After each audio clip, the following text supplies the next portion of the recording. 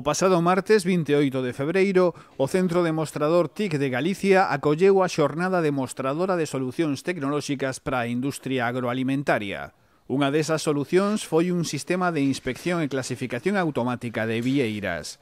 Este proxecto permite a clasificación de vieiras mediante un sistema de visión artificial, conseguindo unha maior precisión e velocidade que o método manual. Fixemos o traballo sobre vieiras, ademais de que é un produto moi noso, moi autóctono, porque debido á súa morfoloxía, que é unha morfoloxía moi irregular, entonces o que fixemos é unha clasificación mediante visión artificial, no que nos permite solventar os problemas inherentes a esa morfoloxía.